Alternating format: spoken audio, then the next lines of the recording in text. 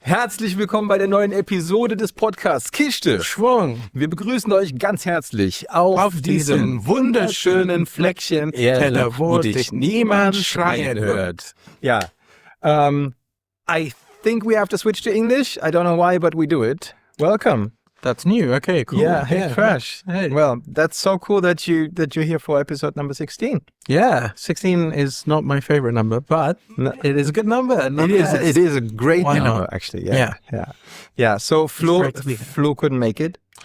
So we both can do it. Okay. I mean, I think you're a perfect partner for doing a podcast. Sure. Yeah. Feels good. I mean, the worst thing is my English. No, I think probably the things that I say, I shouldn't say the spoiler to them, but I don't actually 3D print things often. Do they know that? Okay, so I just pretend that I 3D print. Yeah, you have to pretend okay. that you're into 3D printing and like a nerd in 3D printing and stuff. Yeah. Oh, right, okay. Yeah, Pet G. PETG, the Germans are like, PETG, it's not Pet G. What happened to you and 3D printing? So maybe for the other people that don't know you, Sure. You are one of the guys who initially started time-lapse 3D printing with a twist. Yes, yeah. So back in the COVID days, I sort of went on TikTok. I saw all these amazing time lapses that people were making with 3D prints where sort of the printer is triggering the camera at each layer, and you sort of see these magical 3D prints just appear out of nothing. And when I first saw that, and I was using 3D printing as a mechanical engineer anyway, and I had a 3D printer, I thought this is the perfect time to get started mixing my love of like photography and videography with 3D printing. So I set it all up. I started with a Octoprint setup and my camera directly plugged into the Raspberry Pi, so it can automatically trigger, and using a proper DSLR camera to make really beautiful time lapses. And what I quickly realized was every photo that you're taking in a normal sort of 3D printed time lapse is a frame, like a frame in an animation. So my brain immediately went to, how can I make an animation out of a 3D print? Because for me, that was super obvious. Okay, so in the end, it's still, I mean, you take one photo per frame and you put it all together, so you get like 25 frames per second, 30 frames per second? I was seeing 24, I now do 30, but all right, yeah.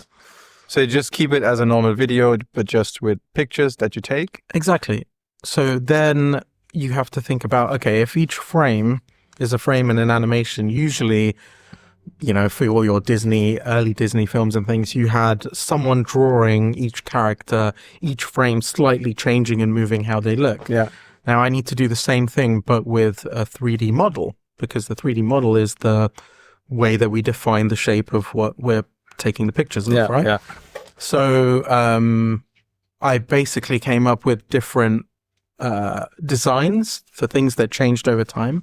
I think the first one that I did and posted actually on TikTok was for the new year in 2021, where the letters 2020, as the print went on, morphed. The 0 in 2020 morphed into a 1. Mm-hmm. So you change from 2020 to 2021. So the transition from the year exactly to another year. And it just had some music in the background because, you know, to make it interesting. And I did a quick sort of explainer video on how I designed it and made it and put it online. And, you know, for me, as one of the first videos that I sort of made, and it got like 20-something thousand views or something like that, I was like, okay, that's pretty crazy. Like, some people want to sort of see this. Like, that's quite cool.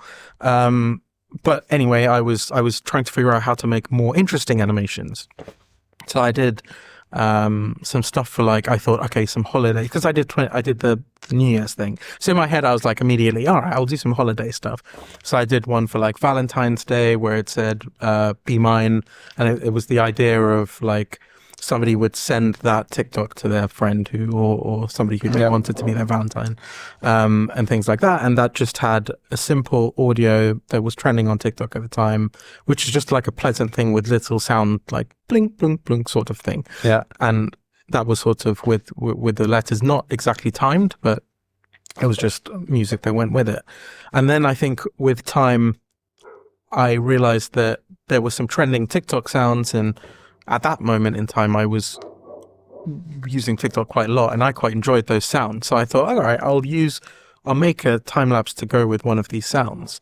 And so I took the audio file and I chopped it up so I knew when each word in the sound would be. Wow. Okay. So that gives a whole other that dimension of just like, I mean, first when you do a time lapse with your print, the print still moves. And if it morphs, it morphs. It can be something different. Yeah. But so you matched not only the frames to the words, but also to the music. Yes, exactly. So you had to put the music into frames. Yeah.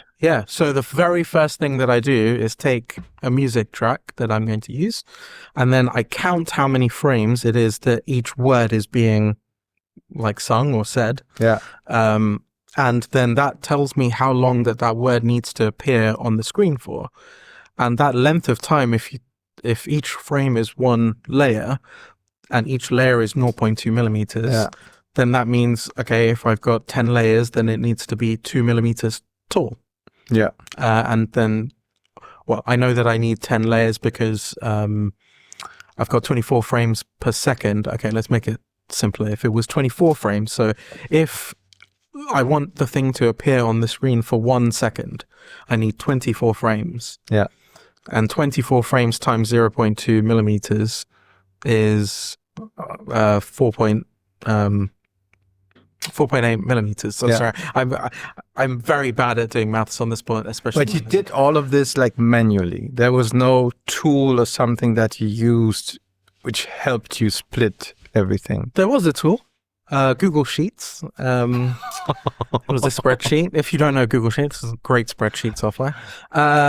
Just literally like typing in all the numbers, then multiplying them, and I had like this final thing that had each word and how long. And realistically, I didn't want the word to just appear and disappear. So if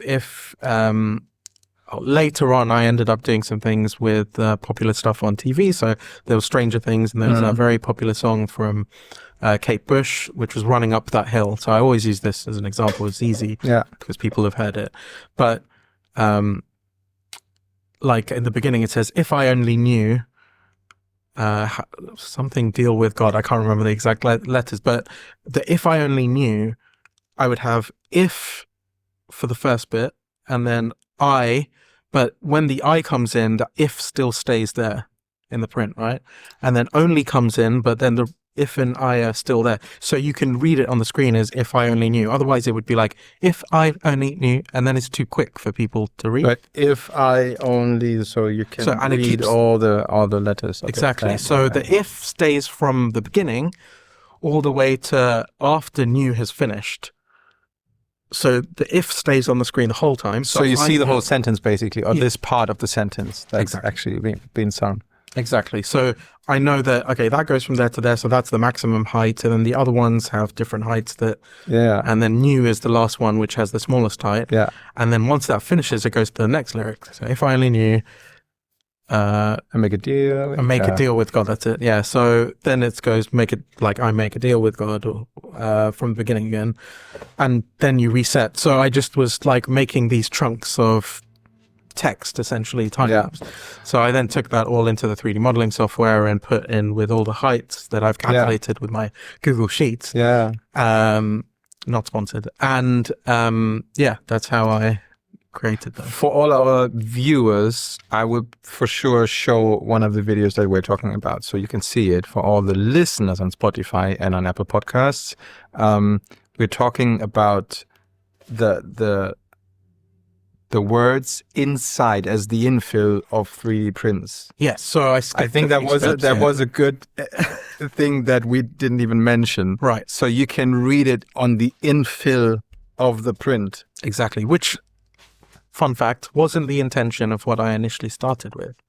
So what happened was, like I said before, I was doing these things with like these sounds and from TikTok, and I was trying to create one which was one of the popular sounds at the time. I think it might have been the one where one of these Disney people say something about their favorite swear word. And I just thought, that would just be fun. What's your favorite cuss word? Yes, exactly. Well, probably. Yeah. Okay, yeah. Okay. So that was the one. And I was thinking about it and modeling it. And when I finished, I was like, if I print this in the way that I've designed it, because the words just randomly appear in 3D space, I need support material all around it. And I was like, with this method of photographing every layer, having support material underneath all of the print is just going to look bad. Yeah. Like, is there a clever way to get around this? And I was like, well, I can make my own custom support, which is just a circle that is extruded all the way up. Right. Which is what I did. And then I can take away the shape of the text from within it so that I have this circle sort of thing. And then at the end, because at the end of that, does she say, oh, no, it is just, so it was just the circle at the top. There was another one that I did that it said, it had a stop at the end. So I put a stop sign. So I made it octagon and had the stop. But, so I was just using simple shapes extruded straight up, as support material, but something that looked more interesting than real support material that looks kind of not good in a time lapse. Yeah. Which led me to, okay, I don't need to use these boring shapes, actually. I can use real models, actual models, the stuff that people loved from normal time lapses. Yeah. With the animation and the stuff that I do with the text inside, putting them together just made sense. And I think the first proper one of those that I did was the Kate Bush Stranger Things Vecna model. Yeah. So this is a model of the Vecna character from the show, and I put the text inside. That was more challenging because now I've got a different geometry, so I have to make the text that I'm making fit the model, rather than before it was the model was fitting whatever I did. Yeah, get it. But yeah, I figured it out and was able to do that, and I posted then because that was popular at the time. I was watching Stranger Things. I really enjoyed it, and that song was so fundamental to the storyline and the plot that I got excited when watching it, which is the reason why I made it in the first place. Mixing that with the model and putting it, and I think people enjoyed sort of seeing that. So that got a bit more attention and views, and I had a lot of creator friends who then reacted to those videos and posted it everywhere. And all in all, I think also it was at that time when we first met, right? I believe so. Yeah. That's really cool. Yeah. So there are two really, really interesting things that I'd like to mention. So in the end, you create an art piece, like everyone could print this head. Yeah. But the way this is an art piece is there's actual song text inside of the print that you can't see afterwards. Yeah. Exactly. It's like Schrödinger's Katze. Yeah, exactly. It's like you never know if there's something in there. No. Just until you destroy it. I mean, you tell them that the song text is in there, but nobody can prove it. Right? Yeah. In fact, actually, like I said, a lot of my friends, creators, had reposted the video with a reaction. And I went through some of the comments of them. And in a lot of them, they were like, it would be much worse these days, by the way, with AI. But a lot of people were like, this is all computer graphics, it's not real. All right. And they were like, if you watch in like between the frames, you can see that it just like disappears. Like that would never happen in reality. That's just like it's not very good. So they were looking for glitches? Yeah. And they were like, it's not very good editing. They didn't do it very well. And I was just reading the comments like, oh, this is hilarious. It's really funny. Yeah. But I did have one of the prints fail when I was doing one of the Vecna ones. I mean, it's never... And you showed the fail, right? I remember some videos where you showed the fail. Well, so I'd had the printed part. I also had that. But on this particular one, the actual print just failed, or maybe the material ran out. I'm not sure. I can't remember what happened. But it had stopped at the what are the lyrics to that song? Running up this hill, right? And it was chopped off like at that point, which is the perfect place for it to stop, for you to do a cross section. Cutting off the hill, basically. Cutting off the hill. I should have actually just done that as a thing instead. But that was the first time that anybody had seen it like that. I mean, obviously I've seen it because but you can also see it if you pause my video at any point it's like the cross section of the Yeah. anyway. And I showed that to the camera, and then people understood, like, oh right, this is real. It's actually inside of that. Yeah. Wow, Which is quite funny. that's incredible. And we are not even talking about multicolor. No, At that point, you were all. I know you were still telling me that you used lights to like get. You always printed white. So I always print gray. Or gray. So another fun fact, all like cinema screens and screens that you use for projecting on are a very slight gray because white is too reflective. It reflects. Is it because white is too reflective? No, white is reflective, which is good. That's what you want. Mm-hmm. The gray allows the color to saturate better. Okay. So even though you look at a cinema screen or these screens, So I should paint the wall behind as gray. Very slightly gray. All yeah, right. yeah. It's like a real, like you can look it up. There's a color for it. Like a movie gray. Yeah, Something like but they also put like slightly reflected particles and stuff with the screens. The same concept. Like if I put, I could have printed in color, but that limited me a little bit in terms of lighting. And I guess now you have the dual extrusion thing, so you could print like that. But I always found and at the time they only made those in non-matte colors, and I only do matte for these prints, because then I get a nice diffuse image, which meant with one color print of the gray color, I can put, I think I had red and orange or like purple and orange on this print, and it looks like the print is purple and orange until you turn the lights off and it's actually just gray. Yeah. So yeah, that's the one that I showed to the camera. So I have a video of that on TikTok. That's awesome. That's really awesome. Okay, time for a hydration break. I know that you really love one drink when you come to Germany or Europe. Yeah. Because you're not in Europe, you're from the UK. It's Orangina, right? This is my favorite.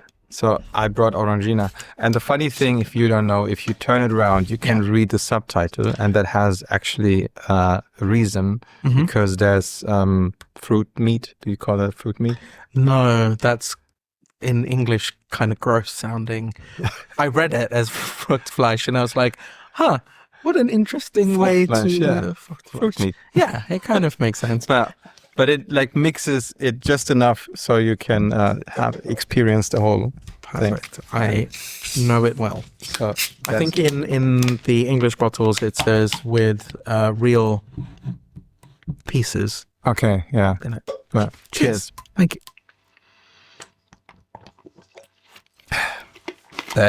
Not sponsored. Yes, other orange fruit flesh is available. Okay, but I mean, through the last... Oh, the microphone is actually coming down.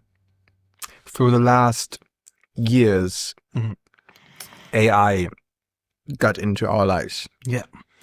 How did AI change the way you do your time lapses? So the first thing when I realized that I could make applications or like what's a web app that I did was automate the whole process that I mentioned of doing it in Google Sheets, automating that it's sort of time marking the audio.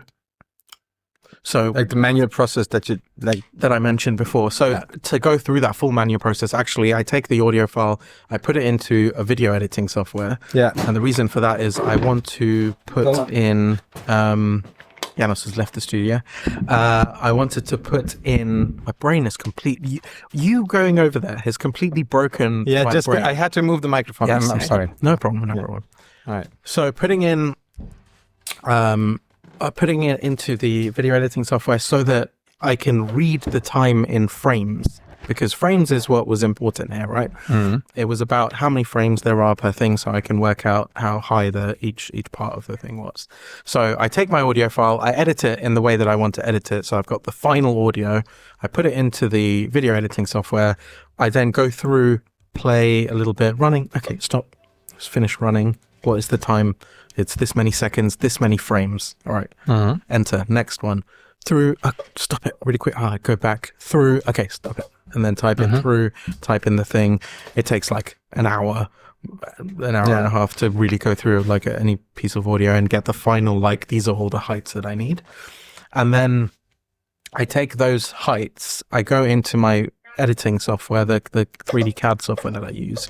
And for each time there is a change of a letter, I create a plane. So I have the starting plane at the bottom. Wow. And then I move up, say it's 1 second, like we said before, it's 24 frames. So I move up 24 pieces. Which is what it was. Like the amount of layers times that, and then I create another plane, and then I rename that plane the first word. So it's like if. And then I do the next one. Oh, so the planes actually had the names of the word that showed up. Yeah, because it makes it easier for when I was going to put in all the words, I just put, okay, I know that I will go from I to new. Because, you know, as we said, no, not new, it's the one after new, actually. Yeah. So then I can extrude my shape, I, from the plane I to just after new, and then I'll extrude it. And then, so it's, it's if. That was if, not I. So if is the first one. So I start from there and I go all the way to the end. Yeah, so if. And then I is the next one. Only. And that goes from I to the next. And then they all go up like that. So if I create planes, it makes it really easy for me to just extrude each word. But this is so you extruded it with an end point of that plane that you created. So if would be ending with new. It's actually after new. Yeah. After new. So if I only knew, then there's the end point. So it's some seconds after. And then this next I make a deal with God. Yeah. And then it goes like this. Okay. Yeah. So then there'll be a little gap. How many planes did you do in this? I mean, you can count it if you go through all the letters every time it changes, but it's like, it must be somewhere between 50 and 100 planes for if I only knew, make a deal with God. Wow. Yeah. So I'm manually making these 100 planes or whatever. Imagine you would do like every single letter. Yeah. I don't want to. Like a typewriter time lapse, basically, where you, if you have like a famous sound with typing noises. It would be. I don't want to refer to mechanical keyboards because that's a whole section in your brain right now, right? Yeah. That's connected to mechanical keyboards. Yeah, I'm sorry, we can't get there. I'll spend too much money otherwise. But yes, there's many of these things, and you have to rename each one. So not only do you put in the plane at a certain distance according to the spreadsheet. So there's so many places, firstly, that this can go wrong. One, I typed in the wrong number when I put in how high it needs to be. Two, when I put it into the CAD, I type in that number wrong. And three, I type in the name of the thing wrong as well, or I just have to do it. And it takes forever to do. And the amount of work that you put in to create these time lapses. So I think the answer of could AI do that would be yes in some way. Yeah.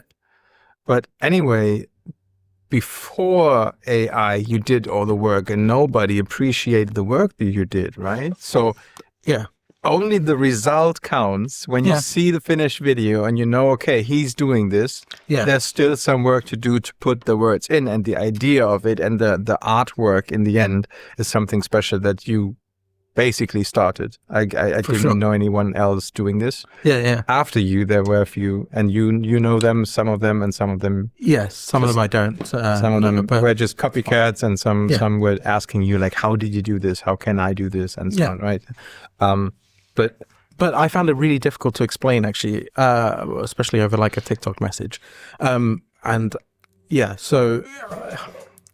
I toyed with the idea of making a tutorial. I think there is a tutorial that somebody else actually out there. But do you feel bad using AI for this? Because you don't put the amount of work in it that you put in before? So just to talk about the AI tool for a second, because I don't think we explained that. Yeah. So the way that works is you drop the audio file into the tool. Yeah. It then has an automatic, and this doesn't work very well all the time. I guess it depends on the waveform. No, actually just because what I realized is these time codes and timestamps people have already made on the internet somewhere for people, for like karaoke software and things like that, so that it comes up at the right time. Yeah. So I just did a thing where when you put it in, the software will do a web search using the file name that you've said to find out the song and to put lyrics and time codes together. It will then download a load of results on the lyrics. Some of them with just the lyrics, some of them with the time codes, and it ranks them and says, okay, this is the best one that it could easily find. And then it automatically then puts in all of the markers on the text, on the song. So you can then go through, and if you play it, sometimes it works quite accurately and it's exactly on the thing, but sometimes, I don't know, like the song that you downloaded is like a few seconds longer or something at the beginning because so many different versions and remixes and stuff. Yeah, exactly. Yeah. So you can shift all of the points using the software. You can nudge it, and so if you align the first point, ideally that means everything is aligned. And then once it's aligned, you then just select the segment of the song that you want to use, and then at the start point it will do the 0 plane, and it will then. So the AI creates planes. Well, it creates a table with all the lyrics because it knows each line because it takes it from the lyrics it's downloaded. It knows all the time stops as we found, and then it creates a little table, the CSV file. Yeah. Then I created a thing because I use SolidWorks, which creates a SolidWorks macro, which if I then open SolidWorks and run it, it just creates all the planes, all the heights. Even without the model. So you have all the planes and you put like a random model into it. Yeah. And then you just do your thing. Yeah. But you still have to extrude and put the words and yes, yeah. And think the font and all the stuff. That's exactly. still some work. So that's the reason why I didn't automate that part. Because, and I was talking to one of my very good friends, Jonathan, who is the creator of Multiboard, Keep Making, Jonathan. And he was like, Prash, I need to make you this tool that will automate all of it in Blender. And you can just, put in that data initially that we were talking about, and it will create the whole thing with all the text. Yeah. And I was like, that is really cool that you can do that. But every time I go to design one of these, the graphic design of how the text is placed in the model is super important to me. Like I wouldn't make it with just like generic, even if you can pick the fonts and put it there, I still move the text around to make it fit. Like you have those posters where like all the letters fit nicely within each other and maybe use different fonts together with each other. And they like all the letters together, it forms a box sort of thing, but there's no box there. But it's just nice typography, nice graphic design. That's what I enjoy doing in those pieces. Yeah. So even though that tool is super cool, and Jonathan, I still want it. Jonathan, do it. Yeah, please. I decided that really making the planes, getting up to that point was so much of the work that I didn't want to do, because it's literally counting the amount of frames, then typing in some numbers. So it gave you the opportunity to concentrate on the creative side of it. Exactly. All right. So I have the creative idea. This is what I want to do. I pick the song, I pick the time, I pick the model, I pick how each layer will look. I just don't sit there and type in numbers from one spreadsheet to another 3D CAD software to do all of that. Like, I have zero interest in doing it. And sometimes I won't do projects just because of that amount of time it takes to do those bits. Get it. Wow. That's a really interesting topic. And if you want to learn more about that, you have to come to Printed Hub in Rüdesheim in September, 25th, 26th, because Prash is also there. Definitely, yeah. And you also talk about exactly that, right? Exactly that. And potentially, and I would love feedback on this, if people are really interested in that tool, I may release it as a tool that people can use to make their own 3D printed time lapses with that's actually a nice animation as well. Yeah, that's cool. Yeah. Okay.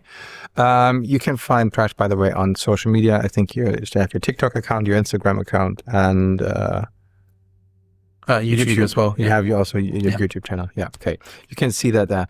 But talking about AI and the help and the amount of work that does AI for you, and which AI is not the optimal way of using. I just did the Druckarchiv, and I showed you the Druckarchiv. Yeah. Awesome. Which just is sorting or showing you all the STL files, 3D files, 3MF files, Lightburn files, and basically can show everything you want in a local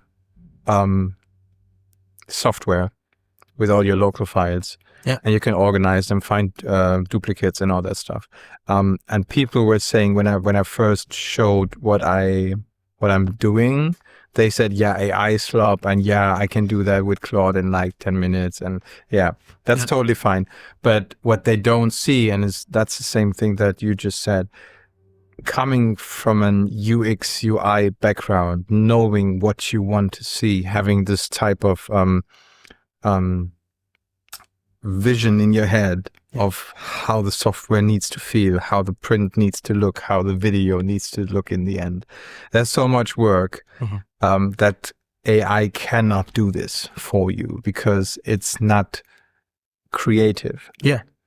Right? 100%. It's still a tool. And when I see the first versions of my Druckarchiv, it looks like exactly what you expect when you put a prompt in Claude or Codex or whatever language model you use. Yeah. And in the end, it just looks the same. And I just said it in my last video that sure, it looks the same because that's just like the average of beautiful design, how one should create a website or create a tool in these days. Yeah. But then the work after that is even more important, where you're like, okay, but I know frameworks and I know containers and I know like components, and I want you to use these components for that. I want you to use that from there. I want you to split up the text right there because it doesn't make any sense right there, and so on. And I feel, I mean, I showed you, and I also shared something in my videos that the Pareto principle is still a thing also there. So the first 80%, it's pretty much easy and straight through. Yeah, you pay more money to get more speed, and you forget like to get the documents straight, because there's also like so many stuff that you have to look for to publish an app in all the app stores. But the last 20% took me, almost double the time. Yeah. Than those first 80%. Of course. Yeah. But that's the creative part of using AI. So I would never, yes, there's a lot of AI slop and there's a lot of tools that just been prompted with 1 or 2 prompts. But to have a creative idea and the work after that you put into to make a piece of art or make a piece of software that really stands out to the rest, that's the work. Yeah, for sure. I mean, I would take it sort of a step further and say that one of the most important things is taste. Like, the AI doesn't have taste. It can't create something at the moment. Maybe this will change, I don't know. But it can't, for a particular application, create something in the way that we can, or that you have, with the UX and UI sort of understanding that you have and the motivation behind it, and like, you have a vision in your head, and the AI doesn't really have that. It has the information that you give it, and it has a way to implement everything. Yeah. And it has, I guess, the way that whichever Anthropic, OpenAI has given it the sort of background platform on how to make something. But it can't see your vision or how the end result should be. Yeah. Actually, the way that I've been playing around with a few different apps and things like that is, I love user interface and user experience. This is like one of my favorite things. Whenever I get an app, a new app, and I download it and I'm playing with it or using it, there's always like, either this is perfect and amazing, which is very rare, or like, I wish they just, like, why didn't they put this button here? Why didn't they, like, and it's those sort of decisions and choices, which one is quite personal. Everybody experiences things differently. And for me, I have a particular way that I like things. So when it became clear to me that I can like make these apps and things, like, for example, the 3D printing one at the beginning, when I started that, I'd never done anything with AI in terms of developing or coding anything. Yeah. And I just typed in what I wanted it to do, and it created it, and it came out in the default Anthropic, because I was using Claude, like interface, or like, and I was like, this looks really cool, because it was the first time I've ever made it. Yeah. And then I looked at every other single application that everybody else had made, and it's identical. Identical. And then I was like, okay, but that's okay. For that one, that was all I needed at the time. And I finished it off. The next time I did something, I was like, all right, I'm not going to have that happen again. I'm going to design what it looks like. It's going to do everything behind it. So what I did was, and I didn't even design it all myself, technically. I used another application to do the design work, a bit like Canva. It's called Pen now. It used to be Pencil, which runs within VS Code. And I said, I want you to design me this application that does X. And I explained everything that I wanted. I wanted the color schemes. I explained how I wanted it to look, if it was minimal or not, and I explained everything. And then I told it to generate a mock-up. It generated a mock-up, and I was like, I mean, okay, you've done some stuff. Maybe I didn't explain a few bits here and there. So then I'd maybe get screenshots from other apps and say, use this kind of style for this, but keep my color scheme, keep this layout. Or I would take a pen to a piece of paper and I draw what I imagined as the structure, take a picture, upload it, put it on. Then it would make a layout that looks pretty good. And I was like, all right, this is where we start. Now go and implement it. All right. And then the beauty of AI being able to take that and make it an actual real app. Yeah. First iteration that it did and it put on the screen, it was like ropey. It was like a Temu version of the thing that I wanted. So I then said, make a closed loop system. You can run this app yourself. My phone is plugged in. It's got debugging mode or whatever. You can run it on my phone. Go and take screenshots and look at it and then compare it to that original drawing, make it pixel perfect. And it just went. It took some hours or whatever. It iterated everything and eventually got to that final UI interface. And I was like, perfect. You took all of the creativity that I gave to you. All the coding and stuff that I don't really know how to do. And again, it's that long copying things here and there. Yeah. Well, it's also the knowledge. I mean, I don't have the knowledge in the coding, so it adds a bit more there. But but not in coding. But as you say, pixel perfect. Other people would say, do it better. Yeah. So that's also like a big difference in people using AI and not knowing about what they're doing. For sure. In comparison to if you know what you're talking about. Like me as a half developer, I look at code and I look at code different. I look in components and I know that, hey, split that component into its own component because it doesn't make sense to have it in all one bulk. Yeah. That's how I manage my Codex or Claude in the right direction. Right. But also, if you just don't say make it better, because what's better? Yeah, if you say pixel perfect, okay, I need to adjust to the screen size, to the pixel density, and make it look as smooth as possible. Yeah, to the design that I've given it. Yeah, exactly. And that's it. I think there's a big difference there. I think I'm learning more on the coding side as well now through doing this. Yeah, where I'm like, okay, what are the important segments? How do I separate this all out? Yeah. And I've been doing some of that anyway as a sort of systems engineer myself, in pulling everything together. But there's really fundamental parts that need to be understood well as well. And I think the skill that you bring to developing apps like that is really important for it as well. But AI has been a huge game-changing shift for me, actually.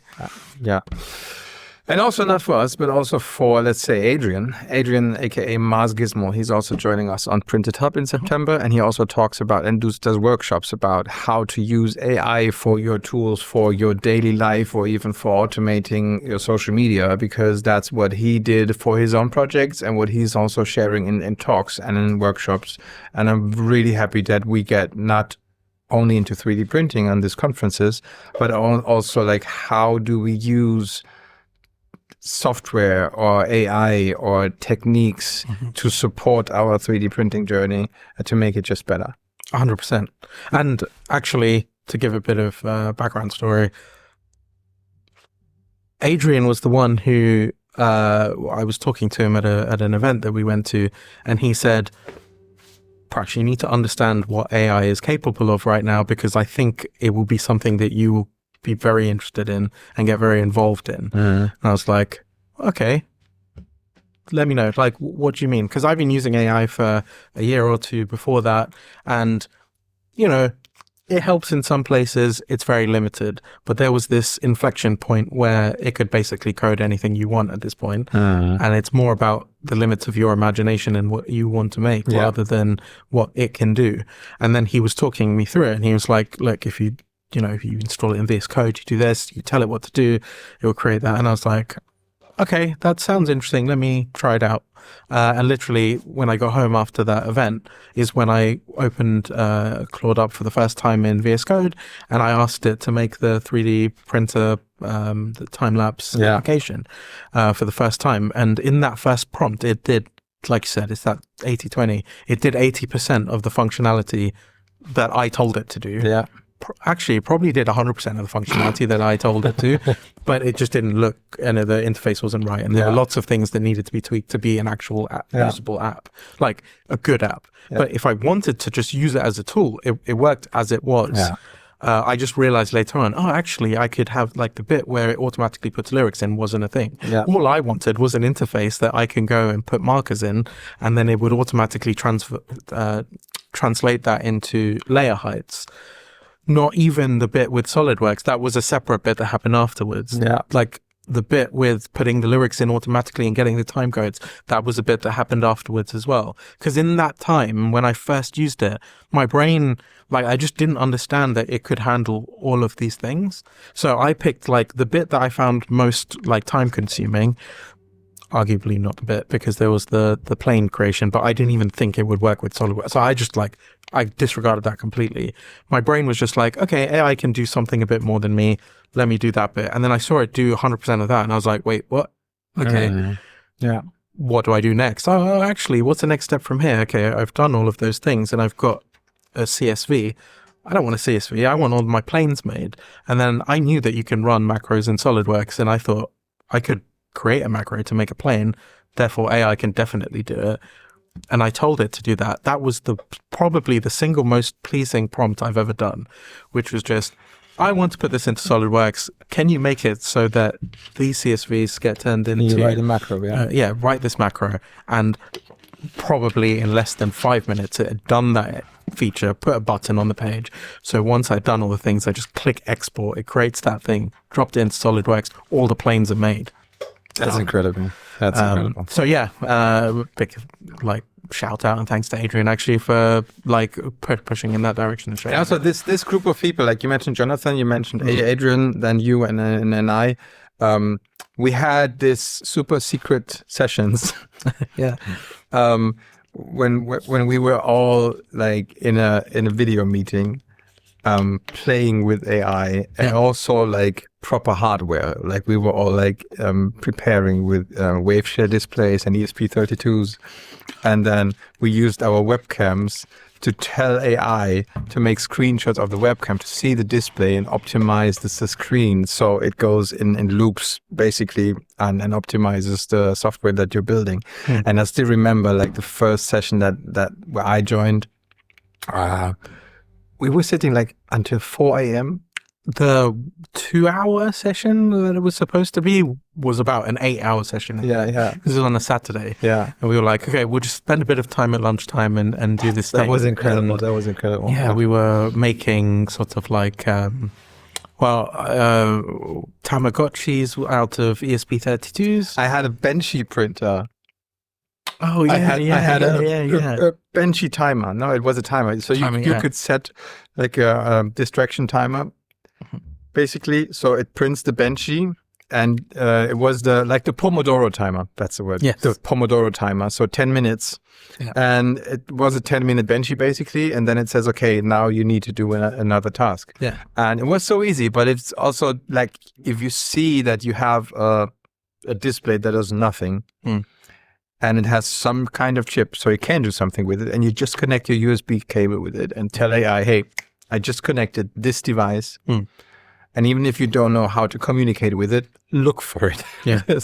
This is where I bought it, and this is all the manual stuff that you need to know. Read through it, configure it to my liking, and that's a real game changer. So you don't have to be a hardware developer. You don't have to solder stuff.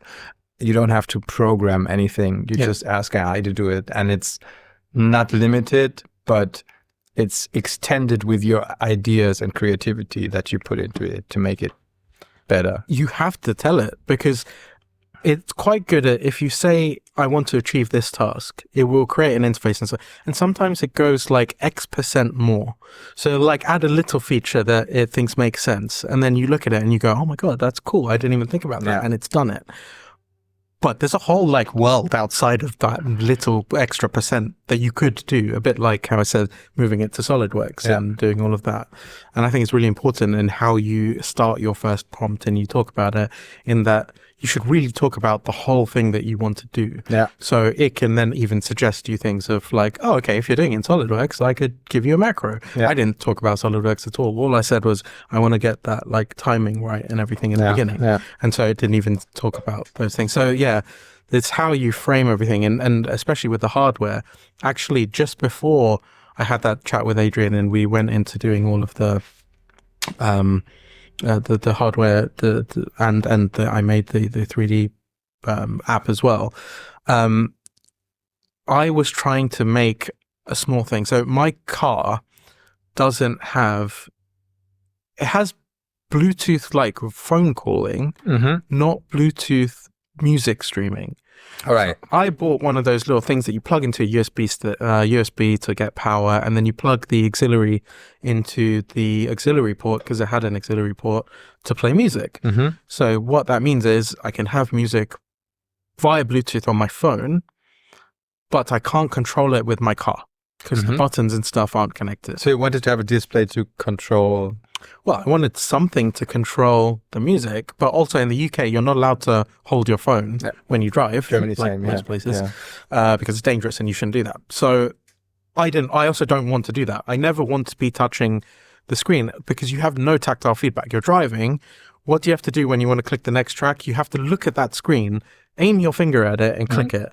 And even if you know where everything is, I've never got used to being able to do that. And the buttons are so small, it just never made sense. So I was getting annoyed with this, and I was like, I just have to like create my playlist and everything ahead of time when I'm driving, which is stupid because sometimes you don't want to listen to that song. So I thought, I know, I would just make a separate thing using an ESP32 that connects via Bluetooth to my phone. That is just a controller that changes the track. Because you can buy these little, and about like 5 or 6 years ago, I bought a little media controller, Bluetooth media controller, same thing as what I'm describing, that you click next track, play, pause. But whenever you pull, I think because of the battery saving efficiency or whatever it was doing, it would never immediately do it. And then you'd end up like pushing next twice because it wouldn't go through. And the buttons were all like, it was like a flat board and like rubber buttons. So you couldn't actually feel what you were touching. So you still sort of had to look or like try and guess. And it's just not the same as pushing the next button on like a car interface. So I thought, okay, let me get an ESP32 that connects to the phone. It can do all of this anyway. And then a little joystick. So like, the 5-way joysticks, so you can tap it left, tap it right, tap it up and down, or push it in, and it does different functions. So I had volume up and down, skip and go backtrack, and then when you push it in, play, pause. And I like electronics, so I soldered it together and did everything. And I put it in a little 3D printed enclosure, and I stuck it to my car, and it's the best user interface thing that I've ever done, actually. Like, I'm driving, I just put my hand up, I can feel the little joystick, I knock it to the left, I knock it to the right to go next backtrack, and then, and it works instantly. Now, it is powered by the car, because I used the USB from the car, just to plug it in, because that was the easiest way. I could probably put a battery in it and do all of that, but then I'd have to charge a battery, and it's already in the car, so... I just thought, you know what, let me permanently plug that in. Every time I start it, it will start. And so as soon as you start it, and this is one thing I don't really understand about ESP32 and how it works so well. As soon as you switch it on and it has to go through a Bluetooth connection thing, it it connects instantly to my phone, like faster than all of the Bluetooth devices out there. It's just like, Okay, there. it's like on, connected, and it's like, what? How? I don't know. I'm not going to argue with it. It's amazing. Wow. Okay, if you know why ESP32s connect via Bluetooth so seamlessly and so instantly, let us know in the comments. But yeah, once you pair it for the first time, after that, as soon as you turn it on, instant. I've never had a failure. It's just always there. That's awesome. And it is the best thing. It works so like quickly and efficiently. It's like, for me, as somebody who loves UX and user experience. Yeah. That was the best user experience, and that may be my favorite thing I ever made. But I did that just before, like, these crazy models and stuff. Sorry? No. Just before you sold the car.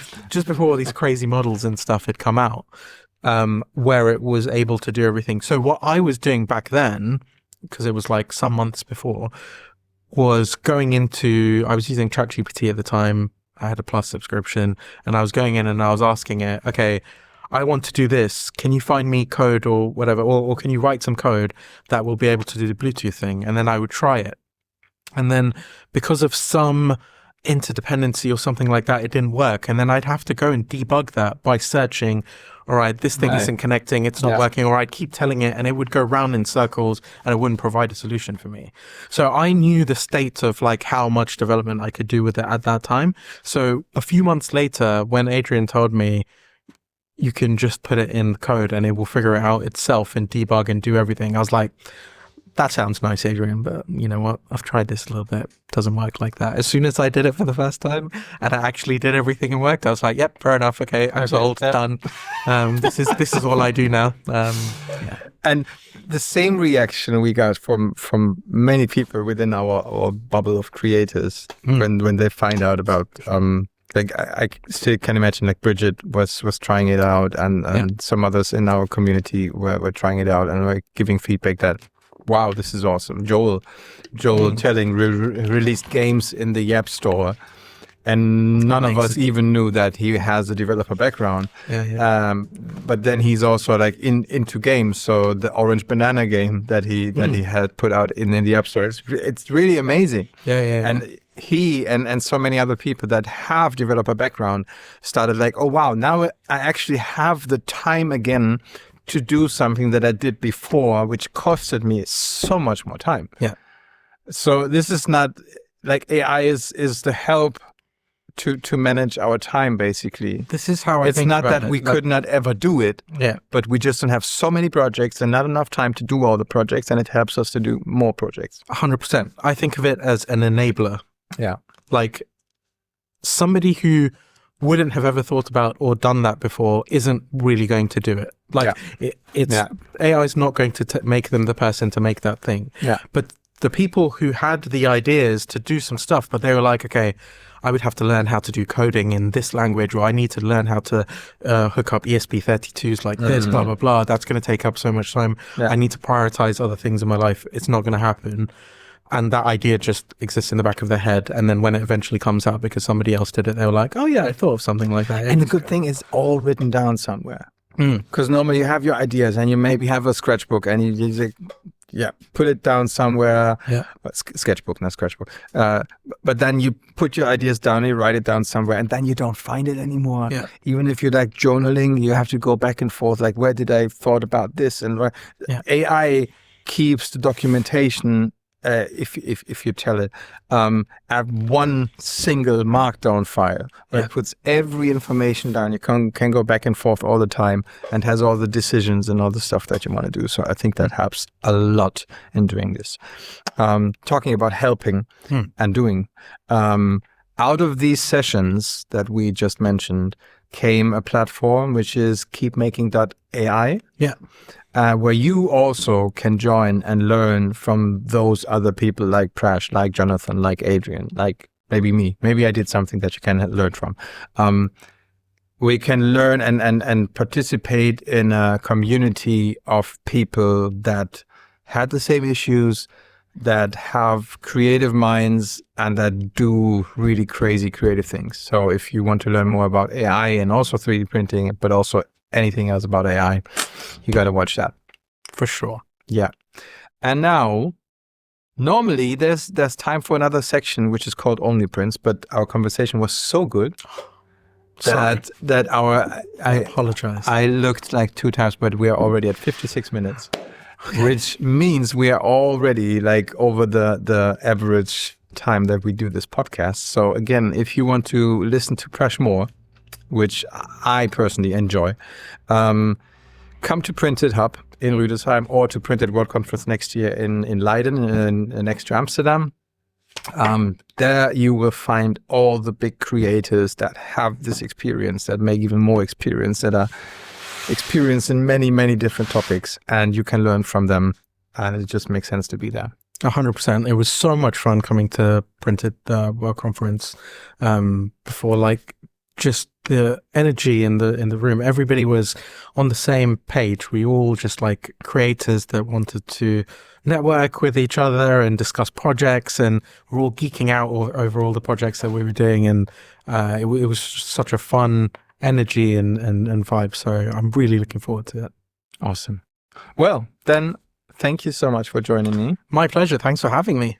It was awesome. I hope this podcast will be something that you would love to listen to. I guess to all the English-speaking people, it's better.